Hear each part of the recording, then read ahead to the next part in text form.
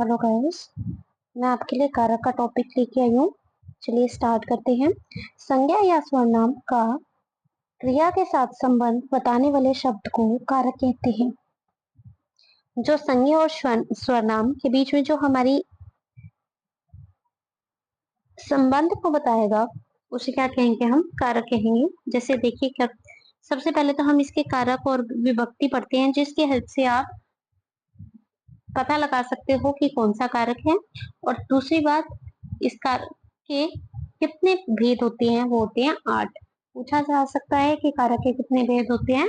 8। चलिए विभक्ति पढ़ते हैं, कारक और विभक्ति। कर्ता ने कर्म को करण से के द्वारा, संप्रदान के और के लिए, अपादान से अलग होना, संबंध काके की, रारेरी, अधिकरण में पर, संबोधन हे अरे। चलिए अब मैं इनको बारे में बताती हूँ। देखिए, अगर जहाँ पे आपको विभक्ति चिन्ह ने मिल जाए वहां पे हमारा कौन सा कारक हो जाएगा? कर्ता कारक।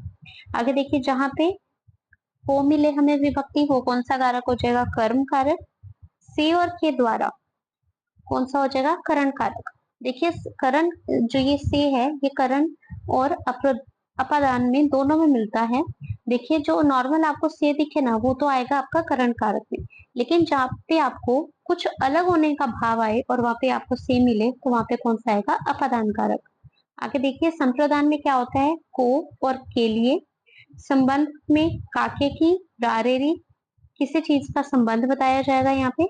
अधिकरण में पर, संबोधक हे अरे ओ। चलिए आगे पढ़ते हैं, मैं आपको यहाँ पे ट्रिक्स बताऊंगी।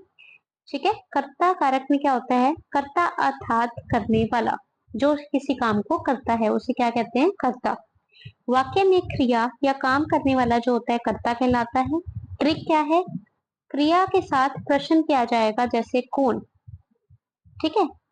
लड़का खेल रहा है, कौन खेल रहा है? लड़का। तो यहाँ पे हमें पता चल जाएगा यहाँ पे क्या है? कर्ता कारक है। आगे देखिए, सूरज चमक रहा है, कौन चमक रहा है? सूरज। अब हमें यहाँ पे क्या मिल गया? ठीक है, कर्ता कारक हो जाएगा। पत्थर लुढ़क रहा है।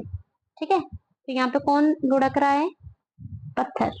आगे देखिए, कर्म कारक में क्या हमें किस चीज का आंसर? देखिए, कर्ता में तो हमें किसका आंसर मिलेगा? कौन का। कर्म कारक में हमें किसका आंसर मिलेगा? क्या का। ठीक है। देखिए, व्यक्ति की क्रिया का फल जिस संज्ञा पर पड़ता है उसे कर्म कारक कहते हैं। क्रिया के साथ प्रश्न करना, जैसे क्या। और अगर हमें आंसर भी मिलना चाहिए, जो हम प्रश्न पूछते हैं ना उसका आंसर भी मिलना चाहिए। जैसे कौन आया था ना यहाँ पे, कौन हमें पास था? लड़का। कौन चमक रहा है? सूरज। कौन लुढ़क रहा है? पत्थर। ठीक है। आगे देखिए, मनोज समाचार पढ़ता है। मनोज क्या पढ़ता है? समाचार। मनीषा ने मनोज को पुस्तक दी। ठीक है, मनीषा ने मनोज को क्या दिया? पुस्तक दी। गोविंद क्रिकेट खेल रहा है। गोविंद क्या खेल रहा है? क्रिकेट। ठीक है।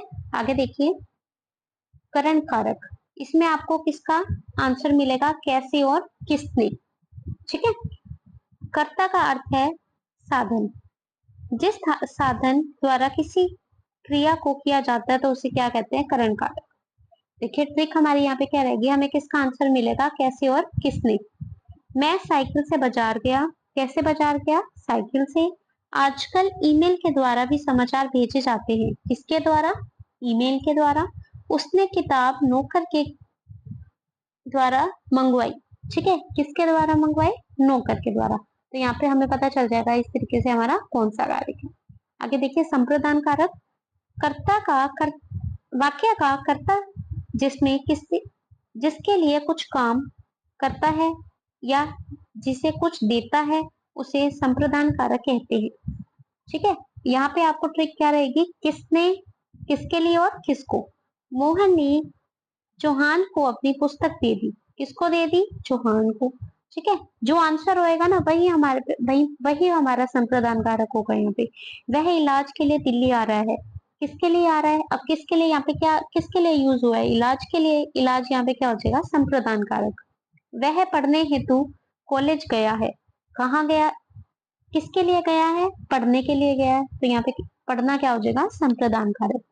अपादान में देखिए वाक्य में संज्ञा सर्वनाम के लिए रूप संज्ञा सर्वनाम के जिस रूप में अलग अलग होने या तुलना करने का भाव हो, मैंने आपको अभी बताया था इसमें क्या होगा, अलग होने का भाव होगा। ठीक है, अपादान में यहाँ पे आपको क्या मिलेगा, मीन होगा अलग हो। ये आपकी ट्रिक रहेगी। नल से पानी टपक रहा है, देखिए नल से पानी टपक रहा है, वो उससे अलग हो रहा है ना, तो यहाँ पे ये क्या हो जाएगा, अपदान कारक। पेड़ से पत्ते गिर रहे हैं, कौन अलग हो रहा है, यहाँ पे पत्ते अलग हो रहे हैं ना, तो यहाँ पे क्या हो जाएगा, अपदान कारक। हिमालय से गंगा निकलती है, कहाँ से जो ये सॉरी जो यहाँ पे क्या है, हिमालय है, वहां से क्या है, गंगा जो अलग हो रही है, उसके लिए यहाँ पे क्या हो जाएगा, अपदान कारक। संबंध कारक में क्या हो जाएगा, संज्ञा सर्वनाम शब्द के लिए जिस रूप से उस वाक्य में आए अन्य संज्ञा सर्वनाम शब्द से के साथ संबंध ज्ञात हो, यानी हमें यहाँ पे क्या होगा, संबंध का पता चलेगा किसी दूसरे के साथ। यहाँ पे देखिए जैसे कि सिद्धार्थ का कॉलेज पास ही है, संबंध बता दिया कि उसका कॉलेज क्या है, पास ही है।